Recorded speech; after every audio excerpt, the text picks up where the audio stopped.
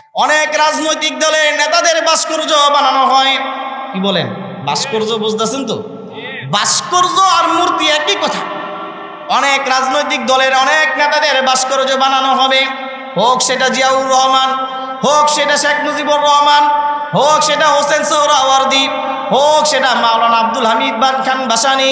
যে কোনো ব্যক্তির নামে যদি মূর্তি বানানো হয়, যে কোনো ব্যক্তির নামে যদি কি বানানো হয়, ভাস্কর্য বানানো হয়, আর সেখানে গিয়ে যদি দল হোক বা যেই হোক, দলের বাহিরে কেউ হোক, কোনো মুসলমান যদি গিয়া সেখানে কুন্নিশ করে, কোনো মুসলমান যদি গিয়া সেখানে সেজদা দেয়, আল্লাহর কসম করে বলতেছি, কোরআন আর হাদিসের দলিলের আলোকে ওই ব্যক্তির আর ঈমান থাকে না। জোরে বলেন কথা ঠিক না ঠিক? হুজুরটা ফাউকামি কয় বঙ্গবন্ধুর মূর্তি বানায়েন না, ফাউকামি বলে না যে জিয়াউর রহমানের মূর্তি বানায়েন না। হুজুর এই জন্যই বলে মূর্তিগুলো যখন বানানো হইব, এই মুসলমানরা বুঝে না বুঝে দলের টানে নেত্রীকে খুশি করার জন্য, দান্দার জন্য, বিভিন্ন কারণে গিয়া কুন্নিশ করব, সেজদা দিব, বড় বড় পদ পাওয়ার জন্য আর টাকা ইনকামের জন্য। সে বড় বড় পদ পাইব, টাকা ইনকাম করব, নেতাকে খুশি করলো ঠিক, কিন্তু দুনিয়ার জমিনে সে বেঈমান হয়ে গেল। মৃত্যুর সময় সে যদি এটা তওবা না করে মৃত্যুর আগ পর্যন্ত, তাহলে সে বেঈমান অবস্থায় মারা যাবে। এই জন্যই হুজুররা ভাস্কর্যের বিরুদ্ধে কথা বলে, এই জন্যই হুজুররা মূর্তির বিরুদ্ধে কথা বলে। বললেই খালি বলেন হুজুররা আমাদের বিরুদ্ধে কথা বললে। হুজুররা আপনাদের বিরুদ্ধে কথা বলবো কেন? আপনারা কোরআন সুন্নাহর বাইরে কাজ করলে তো হুজুররা বলবেই। কি বলে? পক্ষের ভালো মনে করলেও বলবে, খারাপ মনে করলেও বলবে, পক্ষে থাকলেও বলবে, বিপক্ষ থাকলেও বলবে।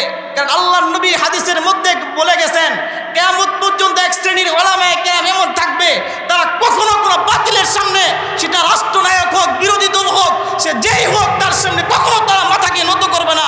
এর উজ্জ্বল প্রমাণ হলো বাহাদুরপুরের হযরত পীর সাহেব হুজুররা, এর উজ্জ্বল প্রমাণ হলো শাইখুল হাদিস ইবনে শাইখুল হাদিস আল্লামা মামুনুল হকেরা। তাদেরকে যতই জেল জুলুম করেন, যতই ফাঁসির কাস্টে দেন, তারা কখনো হক পা থেকে বিন্দু পরিমাণ পিছু ফিরবে না ইনশাআল্লাহ। কি বলেন, ফিরবে? এই আসমান তুমি সৃজিলে, এই জমিন তুমি সৃজিলে, তোমার করুণা দিয়ে প্রভু, তোমার পৃথিবী তুমি সাজালে। এই আসমান তুমি সৃজিলে, ফলে ফুলে সবুজ বাগান, সবুজের দোলা পাখিদের গান। ফলে ফুলে সবুজ বাগান, সবুজের দোলা পাখিদের গান। রাতের আধার কেটে পূর্ব দিগন্তে, রাতের আধার কেটে পূর্ব দিগন্তে, ভোরের রবিটা তুমি উঠালে। এই আসমান তুমি সৃজিলে, এই জমিন তুমি সৃজিলে। ভাইরা আমার, সূরা নিসার ৩৬ নং আয়াতের মধ্যে আল্লাহ তাআলা রব্বুল আলামিন বলতেছেন, ওয়াবুদুল্লাহ, ইবাদত করবে আল্লাহর। কেমন ইবাদত করবে? এমন ইবাদত করবে, লা তুশরিকু বিহি শাইআ, শুধুমাত্র আল্লাহ তাআলা রব্বুল আলামিনের ইবাদত করলেই চলবে না। নামাজ, তুমি নামাজি নামাজ পড়তেছো, রোজাদার তুমি রোজা রাখতেছো, হজ তুমি হাজী সাহেব হজ করতেছো, যাকাত দিতেছো, কিন্তু তোমার সমস্ত কাজের মধ্যে যদি কোনো শিরিক পাওয়া যায়, তাহলে তোমার এই ইবাদত দিয়ে আল্লাহ তাআলাকে কখনো খুশি করা যাবে না, আল্লাহ তাআলাকে কখনো রাজি খুশি করা যাবে না।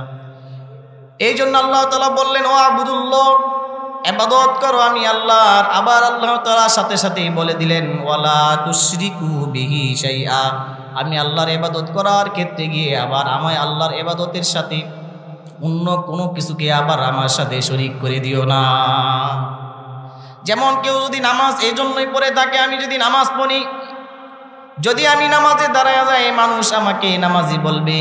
যদি আমি দান করি, মানুষ আমাকে দানবীর বলবে। যদি আমি যাকাত দেই, মানুষ আমাকে দানবীর বলবে। যদি আমি হজ করি, মানুষ আমাকে হাজী সাহেব বলবে। এই লোক দেখানোর জন্য যে ইবাদতগুলো করা হলো, তাহলে এই ইবাদতগুলাও একরকম শিরকের মধ্যে একটা গুনাহ হয়ে গেল। কারণ মুহাদ্দিসিনে কেরাম এবং মুফাসসিরিনে কেরাম বলেছেন, রিয়া এমন একটা গুনাহ, এটাও একটা ছোটখাটো একটা শিরক গুনার মতো একটা গুনাহ। এই জন্য ইবাদত করতে হবে লা শারীকা লাক, ইবাদত করতে হবে আল্লাহ তাআলার সাথে কোনো শরীক করা যাবে না। কি বলেন, শরীক করা যাবে? বলেন তো সেজদা যখন দিতে হয়, সেজদা কাকে দিতে হয়? একটু জোরে বলেন, সেজদা কাকে দিতে হয়? এই কপালটা আল্লাহ তাআলা সম্মানের বানায়া দিছেন, সৌভাগ্যের প্রতীক কপালটাকে আল্লাহ তাআলা বানায়া দিছেন, নাকটাকে আল্লাহ তাআলা সম্মানের প্রতীক বানায়া দিছেন। কোনো ব্যক্তি যদি তার এই সৌভাগ্যের প্রতীক দিয়া আল্লাহ তাআলাকে সেজদা না করে সে যদি কোনো পীরকে সেজদা করলো, তাহলে তার এই সেজদাটা এটা হলো আল্লাহ তাআলার সাথে শিরক হয়ে গেল। কেউ যদি মাজারে গিয়া সেজদা করলো, তাহলে তার এই সেজদাটাও আল্লাহ তাআলার সাথে শিরক হয়ে গেল। সেজদা পাবার একমাত্র মালিক কে বলেন? আল্লাহ ছাড়া কোনো পীরের দরবারে কোনো পীরের পায়ে গিয়া সেজদা দেওয়া একটু জোরে বলেন জায়েজ আছে কিনা? কোনো মাজারে গিয়া সেজদা দেওয়া জায়েজ আছে কিনা? হযরত পীর সাহেব হুজুর বয়ানের শুরুতেই কথাটা বলছেন না? এগুলো হলো হক্কানি পীর মাশায়েখের আলামত। আর বন্ড পীরেরা বলে আমগো বাবার দরবারেতে কত গরু যায়, বলে কিনা? আমগো বাবার দরবারেতে কত গরু যায়, অন্য পীরের দরবারেতে এত মানুষ নাই, আমগো বাবার দরবারেতে কত গরু যায়। বলেন নাউজুবিল্লাহ। আরে তোমার বাবাই তো গরু, তো গরুর দরবারে তো গরু হয়ে যাবে, কথা ঠিক না ঠিক? তোমার বাবা যদি হক্কানি পীর হয়ে যেত, তোমার বাবা হক্কানি পীর তো দূরের কথা, তোমার বাবা যদি একজন হক্কানি মানুষ হতো, তাহলে তার কাছে মানুষই যাইতো। তোমাদের কথার দ্বারা বোঝা যায় তোমরা হলো গরু, তোমাদের পীরও গরু, গরুর দরবারে গরুই যায়। আর পীর হক্কানি পীর যারা আছে, হক্কানি পীর মাশায়েখ যারা আছে, তাদের দরবারে মানুষরা নিজেকে আত্মশুদ্ধি করার জন্য মানুষ চলে যায়। এই জন্য ভাই আল্লাহ তাআলা ছাড়া অন্য কাউকে সেজদা দেওয়া, একটু জোরে বলেন, সেজদা দেওয়া যাবে?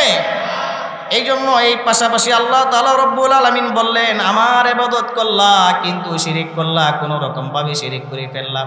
যেমন একদিন একটা হয়তো কিশোরগঞ্জ না কই মাহফিলে যাইতেছে, রাস্তার মধ্যে একটা গান শুনছি, এই গানটা শুনে আবার মুখস্থ করছি। মুখস্থ করছি এই জন্য যে নিজে গাবো এরকম না, আপনাদেরকে শুনাইবার জন্য। আর আপনাদের শুনাইলে যে অনেক সোয়াব হইবে এরকম না, এই গানটা দিয়ে একটু শিক্ষা নেওয়ার জন্য। গানটা কি?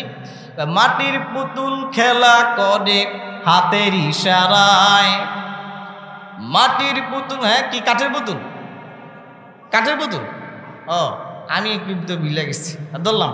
এ কাঠের পুতুল খেলা করে হাতের ইশারায়, মরা মানুষ জিন্দা করে খাজা বাবায়, আমার খাজা বাবায়। বলেন না নাউজুবিল্লাহ?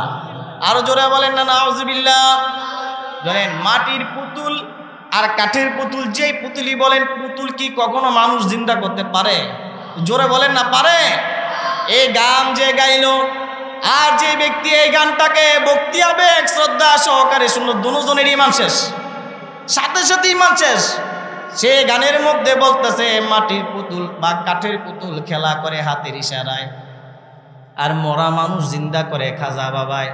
যে খাজা বাবায় জীবনভর খালি গাঁজা খাইছে, মসজিদের দ্বারে কাছেও আসিল না, নামাজের দ্বারে কাছেও আসিল না, রোজার দ্বারে কাছেও আসিল না, হজ জাকাতের দ্বারে কাছেও আসিল না, পদ্মা পশ্চির দ্বারে কাছেও আসিল না। এই খাজা বাবাই নাকি গিয়ে আবার মরা মানুষ জিন্দা করে।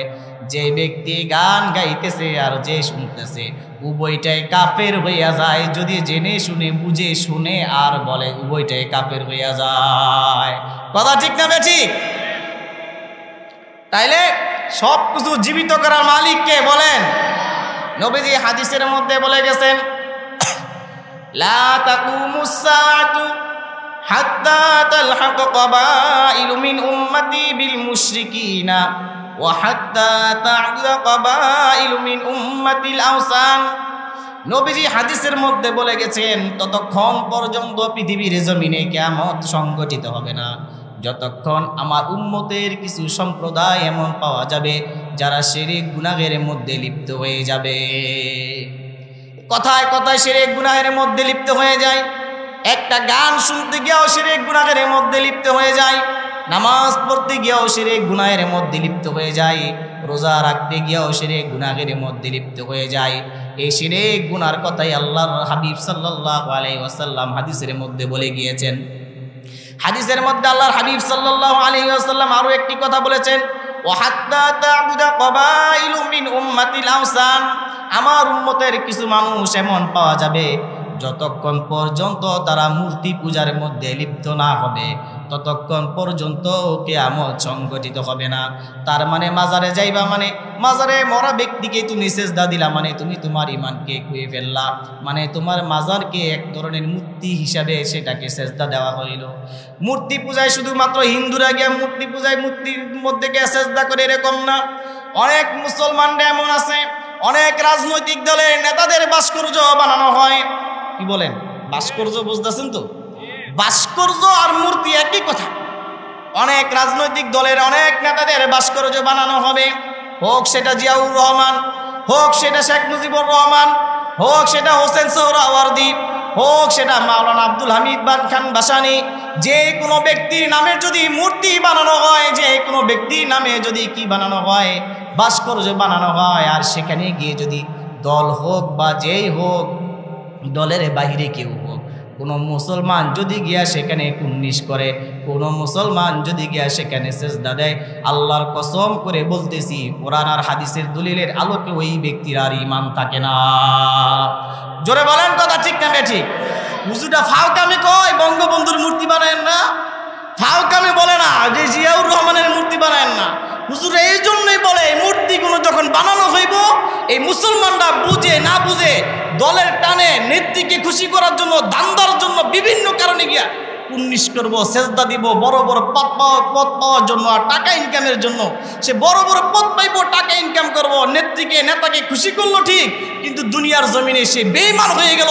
মৃত্যুর সময় সে যদি এটা তওবা না করে মৃত্যুর আগ পর্যন্ত, তাহলে সে বেঈমান অবস্থায় মারা যাবে। এই জন্যই হুজুররা ভাস্কর্যের বিরুদ্ধে কথা বলে, এই জন্যই হুজুররা মূর্তির বিরুদ্ধে কথা বলে।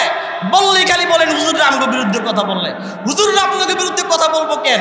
আপনারা কোরআন সুন্নাহর বাইরে কাজ করলে তো হুজুররা বলবেই। কি বলে?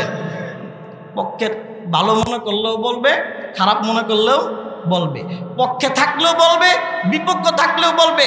কারণ আল্লাহর নবী হাদিসের মধ্যে বলে গেছেন, কিয়ামত পর্যন্ত এক শ্রেণীর উলামায়ে কেরাম এমন থাকবে, তারা কখনো কোনো বাতিলের সামনে, সেটা রাষ্ট্রনায়ক হোক, বিরোধী দল হোক, সে যেই হোক, তার সামনে কখনো তারা মাথাকে নত করবে না। এর উজ্জ্বল প্রমাণ হলো বাহাদুরপুরের হযরত পীর সাহেব হুজুররা, এর উজ্জ্বল প্রমাণ হলো শাইখুল হাদিস ইবনে শাইখুল হাদিস আল্লামা মামুনুল হকেরা। তাদেরকে যতই জেল জুলুম করেন, যতই ফাঁসির কাস্টে দেন, তারা কখনো হক পা থেকে বিন্দু পরিমাণ পিছু ফিরবে না ইনশাআল্লাহ। কি বলেন, ফিরবে? তো ভাইয়েরা, আমার কথা প্রসঙ্গে বলতেছিলাম, ওয়াবুদুল্লাহ, ইবাদত করতে হবে কার বলেন? একটু জোরে বলেন, ইবাদত করতে হবে কার? এরপরে আল্লাহ তাআলা রব্বুল আলামিন বললেন, আমার ইবাদত করবা, কিন্তু ইবাদতটা হওয়া চাই শিরক মুক্ত ইবাদত। ওয়ালা তুশরিকু বিহি শাইআ, আমার ইবাদত করলা, সেই ইবাদতটা শিরক মুক্ত ইবাদত হতে হবে। আমার ইবাদতের সাথে তোমরা আর কোনো ব্যক্তিকে কোনো সময়, অন্য কোনো কিছুকে কোনো সময় শরীক করতে পারবে না। রব্বুল আলামিন এবার সাথে সাথে আরেকটা কথা বললেন। আমি আমার আলোচনার মূল পয়েন্টে তাড়াতাড়ি যাওয়ার চেষ্টা করতেছি, এই কথাগুলো আপনাদেরকে দ্রুত বুঝাইবার চেষ্টা করতেছি। এবার রব্বুল আলামিন এবার সাথে সাথে এই কথার পাশাপাশি আরেকটা কথা বলে দিলেন, ওয়াবিল ওয়ালিদাইনি ইহসানা। আমি আয়াতের তর্জমাটা আপনাদেরকে শুনাই, কারণ মূল বয়ানে পুরোটার বয়ান শেষ করতে পারবেন না জানি। এরপর আল্লাহ বললেন, আচ্ছা এবার যে ইবাদত করলা, এই ইবাদতটা কি লাভ বলো তো? যে শিরক মুক্ত যখন ইবাদত করলা। হযরত মুআজ ইবনে জাবাল রাদিয়াল্লাহু তাআলা আনহু একদিন নবীজির সাথে এক বাহনে উঠা কোথাও যেন যাইতেছেন। নবীজি মুআজ ইবনে জাবাল রাদিয়াল্লাহু তাআলা আনহুকে বললেন, ও মুআজ, বলো তো বান্দার উপরে আল্লাহর কি হক রয়েছে? হযরতে মুআজ ইবনে জাবাল রাদিয়াল্লাহু তাআলা আনহু বললেন, আল্লাহ এবং আল্লাহর রাসূলই ভালো জানেন। নবীজি বললেন, মুআজ, বান্দার উপরে আল্লাহর হক রয়েছে, বান্দা একমাত্র ইবাদত করবে আল্লাহর। বলেন, ইবাদত করব কার? একটু জোরে বলেন না, ইবাদত করব কার? একটু ভক্তি, আবেগ, শ্রদ্ধা সহকারে চক্ষুটা বুঝে বলেন, ইবাদত করব কার? এবার বান্দার উপর আর দ্বিতীয় যে হকটা আছে, সেটা হলো বান্দা কখনো আল্লাহর সাথে অন্য কাউকে শরীক করবে না, ইবাদত করবে লা শরীক, ইবাদত করবে আল্লাহ তাআলার সাথে অন্য কাউকে শরীক করবে না। নবীজি সাল্লাল্লাহু আলাইহি সাল্লাম সাথে সাথে বললেন, ও মুআজ, এবার বলো তো তুমি, এবার যখন বান্দা শিরক মুক্ত ইবাদত করলো, আর এই বান্দা এখন আল্লাহর উপরে এই কাজের বিনিময়ে আল্লাহর উপর বান্দার কি হক রয়েছে? মুআজ ইবনে জাবাল রাদিয়াল্লাহু তাআলা আনহু বললেন, ইয়া রাসূলুল্লাহ, ইয়া হাবিবাল্লাহ, আল্লাহ এবং আল্লাহর রাসূল আপনারাই ভালো জানেন। নবীজি সাল্লাল্লাহু আলাইহি ওয়াসাল্লাম বললেন, কোন বান্দা যখন শিরক মুক্ত ইবাদত করলো, এখন এই বান্দার আল্লাহর উপর হক রয়েছে, এই বান্দাকে মাফ করে দিয়ে আল্লাহ তাআলা বান্দাকে জান্নাতি বানায়া দিবেন। শিরক মুক্ত ইবাদত যদি বান্দা করতে পারে, তাহলে আল্লাহ তাআলা রব্বুল আলামিন ওই বান্দাকে শিরক মুক্ত ইবাদতের কারণে কবরের আযাব, জাহান্নামের আযাব, মৃত্যুর আযাব, যত রকমের আযাব হবে, শাস্তি হবে, ওই শাস্তি থেকে আল্লাহ তাআলা রব্বুল আলামিন বান্দাকে এবার হেফাজত করে নেবেন। এবার নবীজি কেন হেফাজত করবেন? আমার পূর্বে হযরত পীর সাহেব হুজুর এই কথাটা বলেছেন, শিরক এত বড় একটা গুনাহ, আল্লাহ চাইলে সব গুনাহ মাফ করে দিতে পারেন। আল্লাহ তাআলা কুরআনুল কারীমে সূরা নিসা 48 নম্বর আয়াতের মধ্যে আবার বলতেছেন, ইন্নাল্লাহা লা ইয়াগফিরু আন ইউশরাকা বিহি ওয়া ইয়াগফিরু মা দুনা যালিকা লিমান ইয়াশা ওয়া মান ইউশরিক বিল্লাহি ফাকাদ ইফতারা ইসমান আযীমা। আল্লাহ তাআলা রব্বুল আলামিন বলে দিলেন, হে পৃথিবীবাসী, তোমরা শুনে রাখো, তোমরা দুনিয়াতে নানা রকম পাপাচার করো, নানা রকম গুনাহের কাজ করো, কত রকম গুনাহের কাজ করো, আমি আল্লাহ চাইলেও সেই গুনাহগুলো মাফ করে দিতে পারি। আল্লাহ তাকিদ দিয়া বললেন, ইন্নাল্লাহা লা ইয়াগফিরু আন ইউশরাকা বিহি, কোনো ব্যক্তি যদি পৃথিবীর কোনো চিজ আসবাবকে আমি আল্লাহর সাথে শরীক করেন, লা ইয়াগফির, আল্লাহ বললেন ওই বান্দারে সে গুনাহকে আমি আল্লাহ মাফ করব না। এই আল্লাহ তাআলা বললেন যে শিরক গুনাহকে আল্লাহ তাআলা মাফ করবেন না, তাহলে কি বলেন শিরক গুনাহ করা যাবে? কিন্তু আল্লাহ তাআলা বলতেছেন, ওয়ায়াগফিরু মা দুনা যালিকা লিমান ইয়াশা, আমি আল্লাহ যদি চাই এই শিরক গুনাহ ছাড়া অন্য সব গুনাহ মাফ করে দিতে পারি। আল্লাহ তাআলা বললেন, ওয়া মান ইউশরিক বিল্লাহি ফাকাদ ইফতারা ইসমান আযীমা। আল্লাহ বলে দিলেন যে ব্যক্তি শিরক করলো সে মহা পাপ করলো। বললেন তো আল্লাহ তাআলা তার জবানে, কুদরতি জবানে, কোরআনে হাকিমের মধ্যে যদি বললেন মহা পাপ করলো, এটার চাইতে বড় পাপ পৃথিবীতে আছে কিনা? জোরে বলেন, আছে? আমরা যদি বলি ভাই কামটা অনেক খারাপ করছেন, এলাকার কোনো নেতা যদি বলে, বাবাই যদি সন্তানকে বলে, মা যদি সন্তানকে, এই তুই কাজটা অনেক খারাপ করছিস, মেয়ের যদি বলে অনেক খারাপ করছিস, কথাটা কথা তাকিদ, নেতাই যদি বলে এই এত বড় কাজটা করছিস কে? আল্লাহ তাআলা দমকের সুরে বলেন, ওয়া মান ইউশরিক বিল্লাহি ফাকাদ ইফতারা ইসমান আযীমা, যে ব্যক্তি শিরক করলো, আমি আল্লাহ বললাম সে অনেক বড় মহা বড় অপরাধ করলো, অনেক মহা বড় শাস্তিযোগ্য কাজ সে করে ফেললো। এই জন্য বলেন শিরক কাজ করা যাবে? করা যাবে না। এবার আসুন, এই আয়াতের মধ্যে আল্লাহ তাআলা কয়েকটি কথা বলতেছেন। আমার ইবাদত করে ফেললাম, আমার ইবাদত করার পরে তোমাকে আরো কয়েকটা কাজ করতে হবে, আর 9টা কাজ যদি তুমি করতে পারো তাহলে এটা উত্তম মুমিনের খাসলতের কথা আল্লাহ বললেন। সেই 9টা কাজ কি? আমার ইবাদতের পরে এবার তোমার 1 নাম্বার কাজ হলো শিরক মুক্ত ইবাদত যখন করলা, এখন তোমার 1 নাম্বার কাজ হয়ে গেল ওয়াবিল ওয়ালিদাইনি ইহসানা। ওয়াবিল ওয়ালিদাইনি ইহসানা মানে কি? পিতামাতার প্রতি সদয় আচরণ করো। আগে তরজমাটা বলি, তারপর একটু বলি। পিতামাতার প্রতি যতক্ষণ সদয় আচরণ করলাম, এবার আল্লাহ বলেন ওয়াবিদিল কুরবা, তোমার যে রক্তের বন্ধন নিকট আত্মীয় আছে তাদের সাথেও সদয় আচরণ করো। এবার আল্লাহ বললেন ওয়াল ইয়াতামা ওয়াল মাসাকিন, যারা এতিম আছে তাদের সাথেও সদয় আচরণ করো, যারা মাসাকিন, যারা অভাবগ্রস্ত, অনেক গরিব, তাদের সাথেও সদয় আচরণ করো। আল্লাহ রব্বুল আলামিন এবার আরো একটা কথা বললেন, সেটা বলেন ওয়াল জারিজিল কুরবা ওয়াল জারিল জুনুব। আল্লাহ তাআলা রব্বুল আলামিন এবার বলে দিলেন, ও বান্দা এই কাজগুলা করলা, এখন এতিম মিসকিন তাদের তো একটু দুর্বল পয়েন্ট দেখা তাদেরকে তুমি দুর্বল দেখে তাদের সাথে সদয় আচরণ করছো। কিন্তু তোমার পার্শ্ববর্তী কোনো ব্যক্তি যদি থাকে, নিকট আত্মীয়, নিকট প্রতিবেশী থাকে, সে ধনী হোক আর গরিব হোক, তার সাথেও তুমি সদয় আচরণ করো। তোমার পার্শ্ববর্তী যে প্রতিবেশী থাকলো, এবার তোমার দূরবর্তী যে প্রতিবেশী থাকলো, জুনুব, দূরবর্তী প্রতিবেশীর সাথেও তুমি সদয় আচরণ করো। এবার আল্লাহ বলেন ওয়াসসাহিবি বিল জাম, এবার তোমার সাথে উঠা বসায় যাদের পরিচয় আছে তাদের সাথেও তুমি সদয় আচরণ করো। আল্লাহ এবার বললেন ওয়াবিনিস সাবিল, এটা দুইটা ব্যাখ্যা, একটা হলো মুসাফির যারা থাকে তাদের সাথে সদয় আচরণ করো, আরেকটা হলো ওয়াবিনিস সাবিল মানে যারা আল্লাহর রাস্তায় জিহাদ করে, যারা দিন কায়েমের জন্য আল্লাহর রাস্তায় জিহাদ করে, যারা সিরিয়ার জমিনে আল্লাহর রাস্তায় জিহাদ করে, যারা ফিলিস্তিনের জমিনে আল্লাহর রাস্তায় দিন কায়েমের জন্য জিহাদ করে, যারা কাশ্মীরের জমিনে, আসামের জমিনে, যারা মায়ানমারের ভূখণ্ডে বিভিন্ন জায়গায় আল্লাহর দিন কায়েমের জন্য যারা জিহাদ করে, তাদের সাথেও তোমরা সদয় আচরণ করো। সদয় আচরণ করো মানে তুমি যদি পারো তাদের সাথে গিয়ে জিহাদের ময়দানে দাঁড়ায় যাও, সশরীরে দাঁড়ায় যাও। আর যদি না পারো, যখন তোমাকে বলা হবে ভাই তাদের সহযোগিতা করো, আর্থিকভাবে সহযোগিতা করো, সেটা করবা। আর্থিক সহযোগিতা করতে পারলা না, এখন তোমার করণীয় কি? যখন যেই জামানায় যেই হালত সামনে আসবে ওই হালত অনুযায়ী কাজ করা। তাদের পক্ষে তুমি জোরালো বক্তব্য রাখো, তাদের পক্ষে তুমি সামাজিক যোগাযোগ মাধ্যমে অনলাইনে অফলাইনে তাদের পক্ষে তুমি কথা বলো।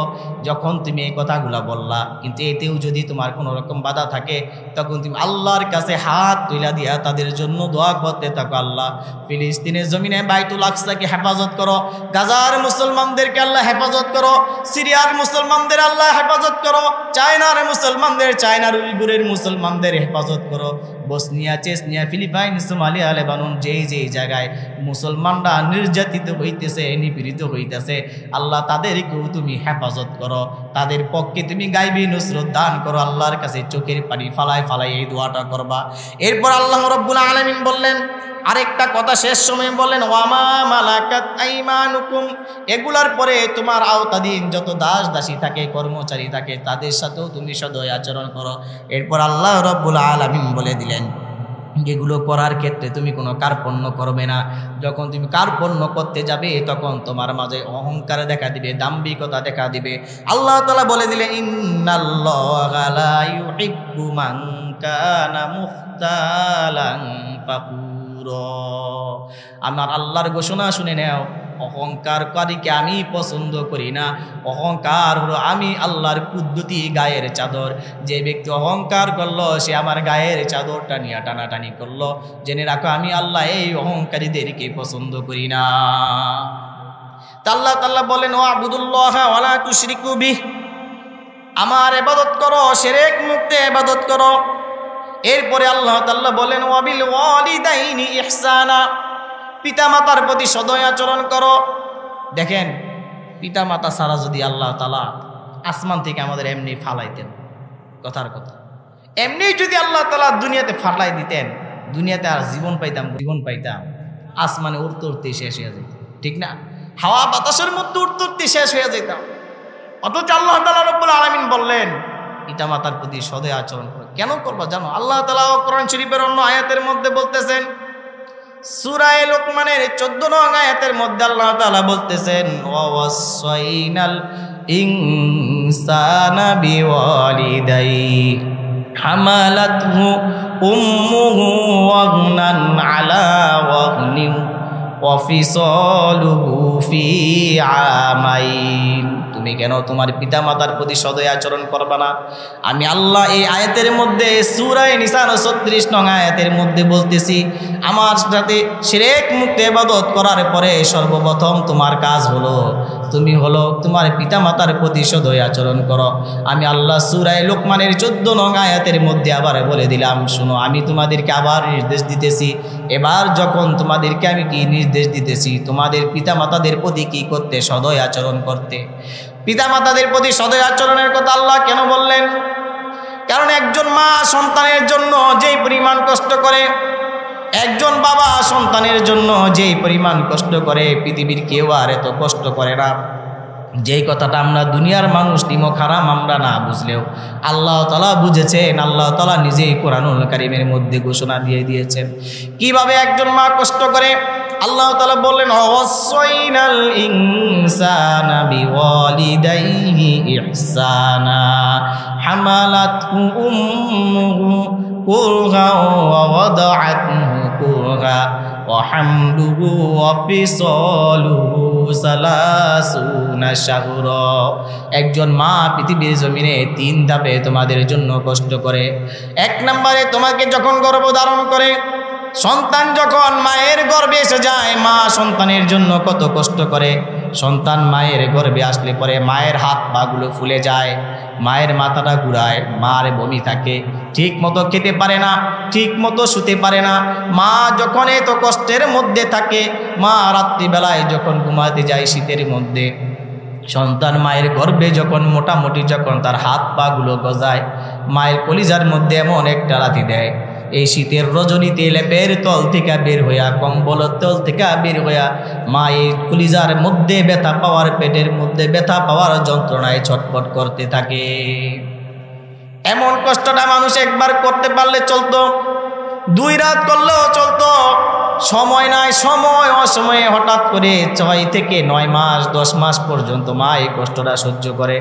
এই গর্ভবতী অবস্থা মা যখন ঘরের কাজ করতে থাকে, সারাদিন পরে সবার খাওয়া দাওয়ার পরে মা যখন খেতে বসে যায়, খেতে বসে গেলে বাচ্চা আবার মায়ের পেটের মধ্যে একটা যদি লাথি দিয়ে দেয়, মা খাবারটা রেখে দিয়ে, খাবারের প্লেটটা রেখে দিয়ে আবার দাঁড়ায় যায়, আবার সে তার কষ্টের যন্ত্রণায় ছটফট করতে থাকে।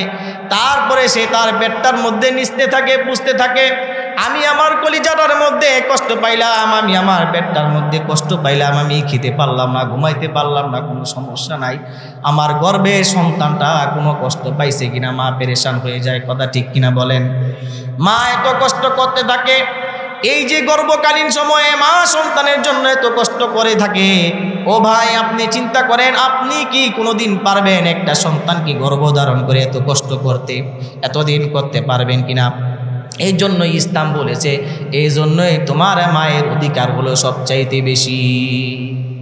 এরপরে বললেন শুধু এখানেই কি শেষ না, মা যখন তার সন্তানকে দুনিয়াতে ডেলিভারির সময় হয়ে যায়, ডেলিভারির সময়ে একটা মায়ের কত কষ্ট হয়। তার শরীরটা যখন একটা খিঁচুনি দেয়, এক একটা খিঁচুনি, এক একটা কষ্ট, এত কষ্ট, এক একটা খিঁচুনির মধ্যে সে মৃত্যুর যন্ত্রণা বহন করতে থাকে। মনে হয় সে এবারেই তার জান চলে যাবে, প্রাণ চলে যাবে, এত কষ্ট করতে থাকে। তার শরীর থেকে এত পরিমাণ রক্ত বের হয়ে যায়, গরু কুরবানি দিলে, গরু জবাই করলেও এত রক্ত বের হয় না, এত কষ্ট করতে থাকে মা। ওই সময়ে যখন মা কষ্ট করার পরে এই সন্তানকে এই প্রসব বেদনাটা সহ্য করে, প্রসব বেদনাটা সহ্য করার পরে এই সন্তানটা যখন দুনিয়াতে আসে, মায়ের সন্তানটাকে কোলে নিয়ে যখন সন্তানটার দিকে তাকায়, মা তার 10 মাস 9 মাস 6 মাস যে যতদিন গর্ভে থাকে সমস্ত কষ্ট ভুলে যায়, প্রসব বেদনা ভুলে যায়, ভুলে গিয়ে সন্তানের কপালে চুমা দিয়া সন্তানটাকে বুকে জড়ায় নেয়। মা এত কষ্ট করে, এই কষ্টটা আর কেউ করতে পারে না। এবার যখন সন্তানটা দুধ পানের সময় হয়ে যায়, 1.5 বছর 2 বছর সন্তান যতদিন দুধ পান করে, প্রত্যেকটা বার দুধ পান করার সময় মায়ের শরীর থেকে কি পরিমাণ কষ্ট ব্যয় হয়। এই জন্য নবীজি সাল্লাল্লাহু আলাইহি ওয়াসাল্লামের কাছে এক লোক গিয়ে জিজ্ঞেস করতেছেন, মান আহাক্কুন নাস বিহুসনি সুহবাতি ইয়া রাসূলুল্লাহ, হে আল্লাহর রাসূল সাল্লাল্লাহু আলাইহি ওয়াসাল্লাম, আমার উপরে সবচেয়ে বেশি হক কার আছে? নবীজি সাল্লাল্লাহু আলাইহি ওয়াসাল্লাম বললেন উম্মুকা। ক্বালা সুম্মা মান, এবার জায়গায় আবার জিজ্ঞেস করা হলো ইয়া রাসূলুল্লাহ তারপরে কে? নবীজি বললেন উম্মুকা। আবার জিজ্ঞেস করা হলো ইয়া রাসূলুল্লাহ তারপরে কে? বললেন উম্মুকা। চতুর্থবার আবার জিজ্ঞেস করা হলো ক্বালা সুম্মা মান ইয়া রাসূলুল্লাহ, তারপরে আমার উপরে কার বেশি হক আছে, কার বেশি অধিকার আছে? এবার নবীজি বলে দিলেন আবুকা, তোমার বাবার। কারণ তোমাকে 3টা ধাপে, শুধুমাত্র এই 3টা ধাপে তোমার জন্য মা যেই কষ্ট করে, তোমার বাবা এই 3টা কষ্ট কোনোদিন করে না। তোমার বাবা তোমার জন্য কষ্ট করে, দেখো কত কষ্ট করে। তোমার বাবা তোমার জন্য মাথার ঘাম পায়ে ফেলে, তোমার বাবা তোমার জন্য, তোমাকে একটা ভালো জামা কাপড় পরানোর জন্য নিজে একটা ছিঁড়া জামা কাপড় পরে, তোমাকে একজোড়া ভালো জুতা কিনে দেওয়ার জন্য নিজে ছিঁড়া জুতা পরে। তোমার বাবা রাস্তায় যখন গরমের দিনে যখন তৃষ্ণার্ত হয়ে যায়, নিজে দোকান থেকে একটু পানি চেয়ে খায়, এক গ্লাস শরবত কিনে খেতে চায় না, চিন্তা করে আমি এই 5 টাকা 10 টাকার শরবত কিনে না খেয়ে আমি আমার বাচ্চার জন্য একটা চকলেট কিনে নিয়ে যাব, আমি আমার বাচ্চার জন্য একটা চিপস কিনে নিয়ে যাব, আমার বাচ্চার ওষুধটা দরকার ওষুধটা কিনে নিয়ে যাব। তোমার বাবা তোমার জন্যই কষ্ট করে, আর মা বাড়িতে তোমার জন্য কত পেরেশান হয়ে যায়। মা বাড়িতে যখন তুমি থাকো ওই মুহূর্তে মা পেরেশান হয়ে যায়। তুমি যখন হঠাৎ করে চিৎকার দিয়ে উঠো মা পেরেশান হয়ে যায়। তোমার যখন ক্ষুধার যন্ত্রণা লাগে মা পেরেশান হয়ে যায়। তুমি যখন প্রস্রাব করে দাও মা পেরেশান হয়ে যায়। তুমি যখন পায়খানা করো মা পেরেশান হয়ে যায়। তুমি যখন আঘাত পাও কষ্ট পাও মা পেরেশান হয়ে যায়। তোমার ক্ষুধার যন্ত্রণা লাগলো মা পেরেশান হয়ে যায়। তোমার এক একটা চিৎকারের আওয়াজ মায়ের কলিজার মধ্যে এমনভাবে লেগে যায়, পৃথিবীর মনে হয় মার তোমার বাচ্চার চিৎকারের আওয়াজটা মার কলিজাটা মনে হয় টুকরা টুকরা হয়ে যায়। বাহিরে বাবা তোমার জন্য কষ্ট করে, ঘরে মা তোমার জন্য কষ্ট করে। এই কষ্টগুলা যে তোমার মা বাবা তোমার জন্য করলো, ও বান্দা তোমার করণীয় কি? তুমি এই বাবা মার সাথে কোনো সময় দূর আচরণ করো না। এই জন্য আল্লাহ রাব্বুল আলামিন সূরা বনী ইসরাইলের মধ্যে বলে দিয়েছেন, 23 এবং 24 নং আয়াতের মধ্যে বলে দিয়েছেন, শোনো আমি আল্লাহ এই বিষয়টাকে কত গুরুত্ব দিতেছি। আমি আল্লাহ যেমন সূরা নিসা 36 নং আয়াতের মধ্যে বলে দিলাম, আমার ইবাদতের পরে তোমরা সর্বপ্রথম পিতা মাতার প্রতি সদয় আচরণ করবা। এবার আল্লাহ তাআলা রব্বুল আলামিন বলে দিলেন, আমি আল্লাহ আবার বলে দিলাম, আমার ইবাদতের পরেও তোমার পিতা মাতার প্রতি বেশি সদয় আচরণ করবা। কিভাবে করবা? আল্লাহ তাআলা রব্বুল আলামিন বললেন, ওয়াকাদা রাব্বুকা আল্লা তা'বুদু ইল্লা ইয়্যাহু ওয়া বিল ওয়ালিদাইনি ইহসানা। আল্লাহ বললেন আমার ইবাদত করবা, আমি ছাড়া অন্য কোনো কিছুর ইবাদত করবা না। যখন আমার এই ইবাদতগুলো করে ফেললা, এখন তোমার সর্বপ্রথম কাজ হলো ঈমানের পরে আমার ইবাদতের পরে সর্বপ্রথম তোমার কাজ হলো ওয়া বিল ওয়ালিদাইনি ইহসানা, তুমি তোমার পিতা মাতার প্রতি সদয় আচরণ করো। করবেন তো সবাই ইনশাআল্লাহ? জোরে বলেন, বাবা মাকে কে কোনোদিন কোনো কষ্ট দিবেন? জোরে বলেন না, কষ্ট দিবেন? বাবা মা দুনিয়াতে থাকতে পাই বোঝা যাবে না। যে ব্যক্তি মা বাবা হারাইছে সে বুঝতে পারে আমারও মা নাই বাবা নাই, কিন্তু আমি এ মায়ের আদরটা খুব ভালোভাবে পেয়েছি। দুনিয়াতে থাকতে অনেক কষ্ট দিয়েছি, দুনিয়াতে থাকতে বুঝি নাই। প্রতিটা মুহূর্তে এখন নিজে যখন বাবা হয়েছি বুঝতে পারি মা বাবা সন্তানের জন্য সন্তানের মাথার উপরে কত বড় একটা ছায়া এবার বুঝতে পারি। তো আল্লাহ তাআলা বললেন আমার ইবাদত যে করবা, আল্লাহ তাআলা তো এক জায়গায় বললেই চলতো, আল্লাহ তাআলা আবার আরেক জায়গায় বললেন, শুনো আমার ইবাদতের পরে এবার তোমার আরেকটা কাজ হলো ওয়াবিল ওয়ালিদাইনি ইহসানা, এবার তোমার পিতা মাতার সাথে তুমি সদয় আচরণ করবা। সদয় আচরণটা কিভাবে করবা? ইম্মা ইয়াবলুগান্না ইনদাকাল কিবারা আহাদুহুমা আও কিলাহুমা ফালা তাকুল লাহুমা উফফি ওয়ালা তানহারহুমা ওয়া কুল লাহুমা কাওলান কারীমা। আল্লাহ বলে দিলেন যখন তোমার বাবা মা যখন বার্ধক্যে পৌঁছে যায় তখন তোমার বাবা মা শিশু সুলভ আচরণ করবে তোমার সাথে। তুমি যখন শিশু অবস্থায় ছিলা, শিশু অবস্থায় তুমি বাসার বারান্দায় বসে জিজ্ঞেস করলা, বাবা এই কাকটা দেখে জিজ্ঞেস, বাবা এটার নাম কি? বাবা বলে এটার নাম কাক। বুঝতে পারে নাই, আবার বলতেছে বাবা এটার নাম কি? বলে কাক। ঘটনা পাওয়া যায় ডায়েরির মধ্যে, বাবা এই কথাটা লিখে রাখছেন, আমার সন্তান আমাকে আজকে বলছে এটার নাম কি? কাক। আমি আবার বলছি কাক। আবার জিজ্ঞেস করছে এটার নাম কি? আমি বলছি কাক। এরকমভাবে আমার সন্তান 25 বার আমাকে জিজ্ঞেস করছে, আর 25 বারই আমি আমার এই ছোট্ট নাবালেক সন্তানের এই জবাবটা দিয়ে আনন্দ উপলব্ধি করছি, আমার কাছে অনেক ভালো লাগছে। ঠিক একই ঘটনা এই বাবা যখন বৃদ্ধ বয়সে উপনীত হলো, ওই জায়গায় বাবা গিয়ে একদিন বসে তার সন্তানকে বলতেছে বাবা, বাবা তার সন্তানকে বাবা বলে ডাক দিয়ে বলতেছে, বাবা এটার নাম কি? বুড়া হয়ে গেছেন, বোঝেন না, খেয়াল নাই আপনার। প্রথমে একটু হাসিয়েই বলছে এটার নাম কাক। আবার যখন দ্বিতীয়বার জিজ্ঞেস করছে বাবা এটার নাম কি? এটার নাম কাক। আবার যখন তৃতীয়বার জিজ্ঞেস করছে বাবা এটার নাম কি? আপনার কি মাথা শেষ? একবারে শেষ গেছেন, কিচ্ছু মনে নাই, আরে এটার নাম কাক। বাবা এবার চেয়ার থেকে উঠলেন, ডায়েরিটা বের করে সন্তানের পাশে বসলেন। বাবা শোনো, তুমি যখন ছোট্ট ছিলা, ছোট্ট অবস্থায় তুমি যখন আমাকে জিজ্ঞেস করতেছিলা বাবা এটার নাম কি, বলতেছিলা কাক, আমি প্রতিবারই তোমার এই প্রশ্নের জবাবটা দিয়ে মনে মনে আনন্দ উপলব্ধি করতেছিলাম, মনে মনে খুশি উপলব্ধি করতেছিলাম। আর আজকে আমি মাত্র তোমাকে 3 বার জিজ্ঞেস করছি, তুমি আমার উপরে রাগান্বিত হয়ে গেলা। বাবা, ছেলে আর বাবার মধ্যে এটাই পার্থক্য। এই জন্য বললেন ইম্মা ইয়াবলুগান্না ইনদাকাল কিবার আহাদুহুমা আও কিলাহুমা, তোমাদের বাবা মা থেকে কেউ যদি বৃদ্ধ বয়সে উপনীত হয়, 2 জন অথবা 1 জন কেউ যদি বৃদ্ধ বয়সে উপনীত হয়, তাদের সাথে এরকম রাগান্বিত হয়ে কথা বলা যাবে না। তাদের সাথে কথা বলতে হবে কিভাবে?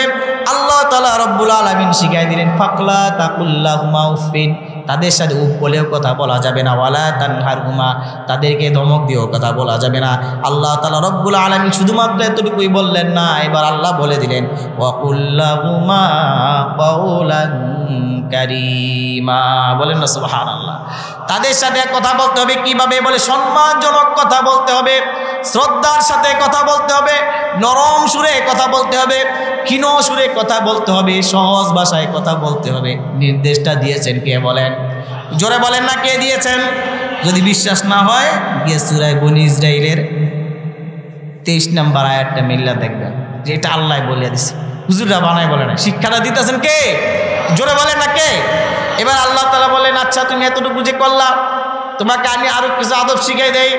আল্লাহ বলেন ওয়াকফিদ লাহুমা জানাহাযুল্লি মিনার রাহমাতি ওয়াকুর রব্বিরহামহুমা কামা রাব্বায়ানি সগীরা। বললেন তোমার পিতা মাতা যখন বার্ধক্য উপনীত হয়ে গেল, তাদের যখন অনেক বেশি বয়স হয়ে গেল, এখন তোমার জন্য করণীয় কি? তোমার যে দয়ার যেই 2টা ডানা আছে, তোমার যে হাত আছে, দয়ার হস্ত 2টা তুমি তাদের জন্য বিছায়া দাও। বিছায়া দিয়ে এবার আল্লাহ বললেন তোমার বাবা মার জন্য তুমি এমনভাবে দোয়া করো, তোমার জন্য যেমনভাবে তারা করেছে আমার কাছে তোমরা দোয়া করো। তোমরা বলো রব্বির হামহুমা কামা রব্বায়ানি সগীরা। আল্লাহ আমার বাবা মার উপর ওই রকম ভাবে রহম করেন, ছোটবেলায় আমার বাবা মা যেরকম ভাবে আমার উপরে রহম করেছে। কথাগুলো শিখাই দিলেন কে? বলেন, জোরে বলেন না, কে শিখাই দিলেন? আমি আমার বয়ানের মূল পয়েন্টে এখনই যাচ্ছি। কথা বলতেছিলাম সূরা নিসার 36 নং আয়াত থেকে আপনাদের সামনে কথা বলতেছিলাম, যেখানে আল্লাহ বললেন ওয়াবুদুল্লাহা, খেলা আছে তো আপনাদের, ওয়াবুদুল্লাহা ওয়ালা তুশরিকু বিহি শাইআ ওয়া বিল ওয়ালিদাইনি ইহসানা। আল্লাহ তাআলা সূরা নিসার 36 নং আয়াতের মধ্যে বলে দিয়েছিলেন আমি আল্লাহর ইবাদত করবা, শিরক মুক্ত ইবাদত করবা। এখন তোমার দ্বিতীয় কাজ হলো তোমার পিতামাতার প্রতি সদয় আচরণ করবা। এই কথা বলার পরে পিতামাতার প্রতি সদয় আচরণের নির্দেশটা আল্লাহ তাআলা দিলেন। পৃথিবীতে এমন কোনো মানুষ নাই যে পিতামাতার প্রতি সদয় আচরণের কথা শুনে নাই। কি বলেন, আছে? পৃথিবীতে এমন কোন মানুষ আছে যেই ছেলেটা 2, 4, 5, 10 বছর হয়ে যায়, এই ছেলেটাও শুনছে আমার বাবা মাকে অনেক সম্মান করতে হবে, ইজ্জত দিতে হইব। তারপরও সন্তান কেন বাবা মাকে ইজ্জত দেয় না? এত শোনার পরে, এত ঘটনা শোনার পরে, হুজুররা এত নসিহত করতে করতে, এত ওয়াজ করতে করতে, সন্তান কেন বাবা মাকে তারপরও ইজ্জত সম্মান দেয় না? বলেন কেন দেয় না? এই কথাটাই হযরত খলিফাতুল মুসলিমিন হযরত ওমর রাদিয়াল্লাহু তাআলা আনহুর কাছে গিয়েছেন এক ব্যক্তি, গিয়ে বলতেছেন ইয়া আমিরুল মুমিনিন, বিচার দিতেছেন কার কাছে? জোরে বলেন, ওমর রাদিয়াল্লাহু তাআলা আনহুর কাছে। কার কাছে? ওমর রাদিয়াল্লাহু তাআলা আনহুর কাছে যদি বিচার দেয়, এই বিচারটা কেমন বিচার হইব? যে ওমর রাদিয়াল্লাহু তাআলা আনহু যে পথ দিয়ে হাঁটতেন, শয়তানও ওই পথ দিয়ে হাঁটতো না ভুলে, বয়ও ওই পথ দিয়ে যাইতো না কোনোদিন, এদিক দিয়ে ওমর আসতেছে।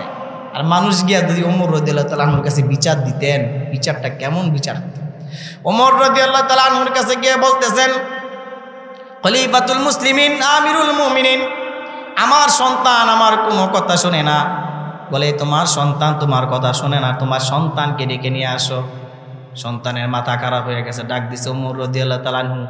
বিচারটা কেমন হবে আল্লাহই জানে, কিন্তু সন্তান মাথায় একটা কথা নিয়ে ওমর রাদিয়াল্লাহু তাআলা আনহুর কাছে আসলেন। এসে বললেন, আমিরুল মুমিনিনকে সালাম দিলেন, বললেন তুমি যে তোমার বাবা মার কথা শুনতেছো না, কেন শোনো না তোমার বাবা মার কথা? তুমি কেন তাদের অবাধ্য হয়ে যাও? এবার এই সন্তান বলতেছে, আমিরুল মুমিনিন, শুধুমাত্র সমস্ত হক কি আমাদের উপরে বাবা মার আছে, বাবা মার উপরে কি আমাদের কোনো হক নাই? নবীজি ওমর রাদিয়াল্লাহু তাআলা আনহুকে প্রশ্ন করার পরে হযরত ওমর রাদিয়াল্লাহু তাআলা আনহুর সাথে সাথে জবাব দিলেন, হ্যাঁ তোমার পিতামাতার প্রতি হক আছে। তোমার পিতামাতার কাছে তোমার কিছু পাওনা আছে, বলে তোমার পিতামাতার কাছে তোমার 1 নম্বরে পাওনা তোমাকে একটা নেককার মা দেওয়া। কি দেওয়া? তোমাকে একটা নেককার মা তোমার হাতে তুলে দেওয়া। আজকে যারা সন্তানদেরকে বিবাহ করায়, 1 নম্বরে সন্তানেরকে বিবাহ করার আগে দেখায়, আগে রূপ দেখায়, রূপের আগে আগে ধন দৌলত দেখে। এই মেয়েকে যে আমি আমার ভবিষ্যৎ প্রজন্ম আমার আসবে, আমি চিন্তা করতেছি না এই মেয়েটা নেককার কিনা, এই মেয়েটা দিনদার কিনা। আমি দেখতেছি এই মেয়েটা টিকটক করে সারাদিন সারা রাত সে ফেসবুকে থাকে, চ্যাটিং ফ্যাটিং করে। এই মেয়েটা একটু সৌন্দর্য আছে, অথবা এই মেয়েটার অনেক টাকা পয়সা আছে। এই মেয়েটাকে আমি আইনা আমার সন্তানের স্ত্রী বানাই যাচ্ছি। আমার যে নাতি নাই নাতকুর আসবে তাদেরকে কি আমি একটা নেককার মা উপহার দিতেছি কিনা এটা চিন্তা করতে হবে। আগে সন্তানকে যখন বিবাহ করাবেন 1 নম্বরে আল্লাহর নবী হাদিসের মধ্যে বলেছেন নেককার। 1 নম্বরে কি? নেককার এনে দাও। এবার যখন বাবা যখন তার সন্তানের জন্য একটা নেককার মা এনে দিল, বাবার একটা হক আদায় হয়ে গেল।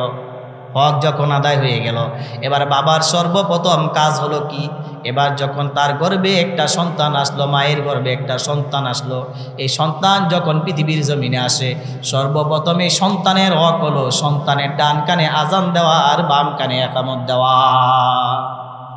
সন্তানের ডান কানে কি দেওয়া? আজান দেওয়া। এই সন্তান পৃথিবীতে আসার সাথে সাথে এই সন্তানের কানের মধ্যে বুঝাই দিতে হবে আল্লাহু আকবার, আল্লাহু আকবার।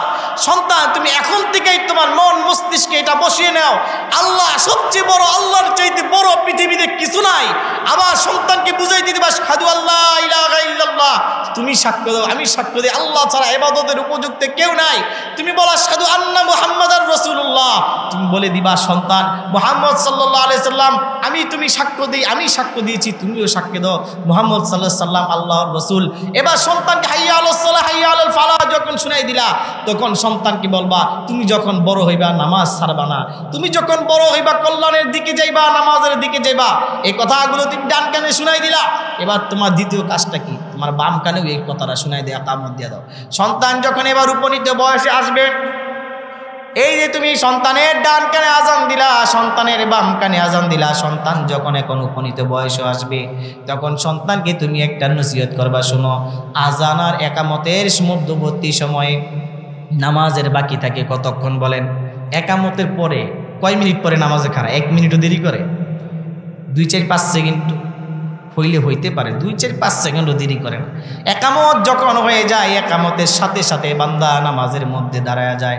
শোনো তোমার ডান কানে যখন আজান দেওয়া হয়েছে, তোমার বাম কানে যখন আজান দেওয়া হয়েছে, ও আমার সন্তান শোনো তোমার জীবনের একটা নামাজ বাকি রয়ে গেছে। সেই নামাজের নাম হলো জানাজা নামাজ। সেই নামাজের নাম কি বলেন? জানাজা নামাজ। ইকামতের পরে যেমন নামাজের জন্য দেরি করা হয় না, আজান হয়ে গেল তোমার ডান কানে, তোমার বাম কানে ইকামত হয়ে গেল। এখন তোমার নামাজ কিন্তু তৈরি আছে, যে কোনো মুহূর্তে সন্তান তোমার মউত এসে যাবে, তুমি দুনিয়াতে পাক্কা মুমিন হয়ে যাবে, দুনিয়াতে হালাল হারাম বেঁচে চলবে। আর ওই যে আল্লাহ রাব্বুল আলামিন বলছেন ওয়াবুদুল্লাহা ওয়ালা তুশরিকু বিহি শাইআ, আল্লাহর ইবাদত করবা, ইবাদত করার করতে শিরক মুক্ত ইবাদত করবা। এবং আল্লাহ তাআলা আর যে 8টা-9টা হুকুম দিয়েছেন, এই 8টা-9টা হুকুমকেও তুমি পালন করবা। আজান ইকামত হয়ে গেল। এবার 7ম দিন যখন এসে গেল, এবারে সন্তানের বাবা মার কাছে একটা হক হলো, 7ম দিনে বাচ্চার যেই চুলগুলো আছে চুলগুলো মুন্ডাই দিবা, চুলগুলো সেচে ফেলে দিবা। যখন এই চুলগুলো তুমি ফেলে দিলা, এই চুল পরিমাণ ওজন স্বর্ণ রূপ অথবা এটার দাম গরিব মিসকিনদেরকে তুমি সদকা করে দিবা। এখন অনেক ডাক্তাররা বলতেছে যে নবজাতক বাচ্চা পৃথিবীতে আসে, এই নবজাতক বাচ্চা পৃথিবীতে আসলে তার যে চুল আছে, চুল যদি ফালা দেয় তাহলে তার ব্রেনে সমস্যা হয়, তার ক্ষতি হয় না। শরীয়ত আর ইসলাম যেটার বিধান দিয়েছে, মানুষের উপকার ছাড়া ক্ষতির জন্য কোনো বিধান দেয় না। পৃথিবীর যত বড় ডাক্তারই এই কথা বলুক, যাই বলুক, এটার মধ্যে কোনো ক্ষতি নাই, এটার মধ্যে উপকার আছে। এই কথা বলছেন কে? জোরে বলেন না। আল্লাহ এই কথা বলছেন কে? এই সন্তানের যখন এই হক আছে, সন্তানের আরেকটা হক আছে। 7ম দিনে আকিকা করলাম, সন্তানের সুন্দর একটা নাম রাখলাম, আরও কয়েকটা হকের কথা আছে, আমি তাড়াতাড়ি আপনাদেরকে বলতেছি। সন্তান যখন কথা শিখে, সন্তানকে তুমি প্রথমে আল্লাহ তাআলার নাম মুখ দিয়ে শিখাও, সন্তানের মুখ দিয়ে বের করে দাও লা ইলাহা ইল্লাল্লাহ। সন্তানকে তুমি আরেকটা শিক্ষা দাও, সেটা হলো সন্তানকে তুমি দ্বীনি শিক্ষায় শিক্ষিত করো। সন্তানকে কি শিক্ষায় শিক্ষিত করতে হবে? সন্তানের আরেকটা হলো দ্বীনি শিক্ষায় শিক্ষিত করা। দ্বীনি শিক্ষার জায়গা হলো মাদ্রাসা, দ্বীনি শিক্ষার জায়গা হলো মসজিদের মক্তবগুলা। এই জন্য দ্বীনি শিক্ষার যে মাদ্রাসাগুলো আছে, যে মসজিদগুলো আছে, মাদ্রাসায় আপনার সন্তানকে সর্বপ্রথম আপনি দ্বীনি শিক্ষায় শিক্ষিত করার চেষ্টা করবেন। যখন সন্তানকে আপনি মাদ্রাসায় পড়ে দ্বীনি শিক্ষা দিতে পারলেন না, যে একান্তই না এই দিতে পারেন, তাহলে আপনার জন্য করণীয় হলো অন্তত সকালবেলা মসজিদের মক্তবের মধ্যে আপনার সন্তানকে পাঠাই দিবেন। সন্তান এখানে গিয়ে হালাল হারাম, সন্তান এখানে গিয়ে সহি শুদ্ধভাবে কোরআন শিক্ষা করবে। এতটুকু হলেও সন্তানের হকটা কিছু হলেও আদায় হয়। তো যা কিছু কথা বললাম, কথাগুলোর উপর আল্লাহ তাআলা আমাকে আমাদের সকলকে আমল করবার তৌফিক দান করেন। আবার যদি কোনোদিন সময় হয়